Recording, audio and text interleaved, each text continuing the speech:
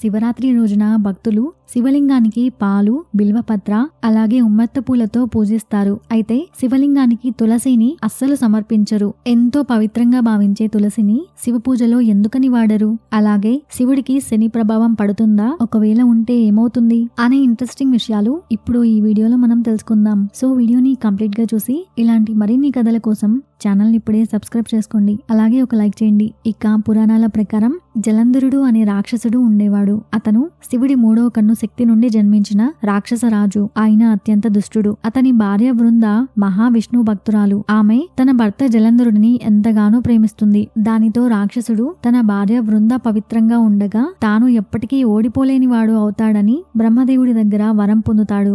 ఈ వరంతో జలంధర ఎవరి దగ్గర ఓడిపోడు. దానితో అతని దుష్టకార్యాలు పెరిగి దేవతల జీవితాన్ని దుర్భరంగా చేసేవాడు. కాని తన భార్య వృంద ప్రార్థనలు అత్యంత శక్తివంతమైనవి కాబట్టి అవి ఆమె భర్తను రక్షిస్తూ ఉండేవి. దీంతో దేవతలందరూ జలంధరుడిని ఎలాంటి హాని చేయలేకపోయేవారు. ఇక దేవతలందరూ శివుడి వద్దకు వెళ్లి ఆ జలంధరుడిని సంహరించడానికి ఒక మార్గాన్ని అడుగుతారు. అప్పుడు భగవంతుడు విష్ణువు జలంధర రూపంలో తన భార్య అయిన వృంద వద్దకు వెళ్తాడు. అప్పుడు వృంద తన భర్త అనుకొని విష్ణు పాదాలకు నమస్కరించగానే తన భర్త వరం తొలగిపోతుంది. అప్పుడు శివుడు జలంధరుడిని చంపేస్తాడు. తన భర్తను చంపినందుకు వృంద ఎంతో దుఃఖిస్తుంది. ఇక వృంద విష్ణు రూపంలో ఉన్న తన భర్త పాదాలు తాకగా అవి తన భర్త పాదాలు కాదు అని గ్రహించి తన భర్తగా వచ్చిన ఆ మాయా రూపంలో ఉన్నది ఎవరు అని అనగానే విష్ణువు ప్రత్యక్షమవుతాడు. తనను మోసం చేసింది తాను పూజించే విష్ణువే అని తెలుసుకొని ఆమె ఎంతో దుఃఖిస్తుంది. తన పవిత్రత కోల్పోవడంతో ఆమె ఎంతో దుఃఖంతో విష్ణువును ఒక రాయిగా మారమని శపిస్తుంది. అదే పురాణాలలో శాలిగ్రామంగా పిలువబడుతుంది. శాలిగ్రామం రాళ్లు విష్ణువు యొక్క రూపంగా భావిస్తారు. ప్రధానంగా నేపాల్లోని కాళీ గండకీ నదిలో ముస్తాంగ్ జిల్లాలో లభిస్తాయి.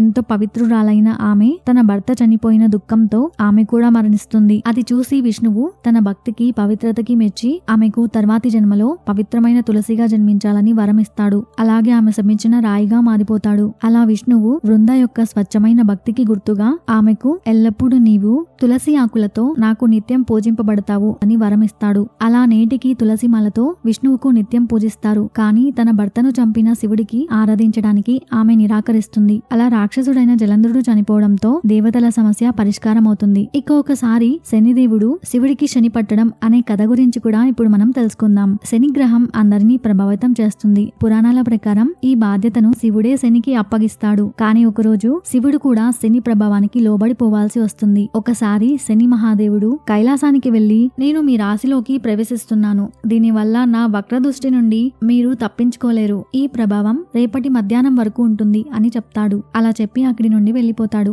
మరుసటి రోజు శనిదేవుడు ఆశ్చర్యపోతాడు. ఎందుకంటే కైలాసంలో శివుడు ఎక్కడా కనిపించడు. శని వక్రదృష్టి నుండి తప్పించుకోవడానికి శివుడు ఒక ఏనుగు రూపంలో అడవిలో తిరుగుతూ ఉంటాడు. మధ్యాహ్నం తర్వాత శని ప్రభావం తగ్గగానే శివుడు తన సాధారణ రూపానికి తిరిగి వస్తాడు. ఈ కథ శనిగ్రహం అందరినీ ప్రభావితం చేస్తుందని, కానీ సమస్యలను జాగ్రత్తగా ఎదుర్కొని వాటిని అధిగమించవచ్చని తెలియజేస్తుంది.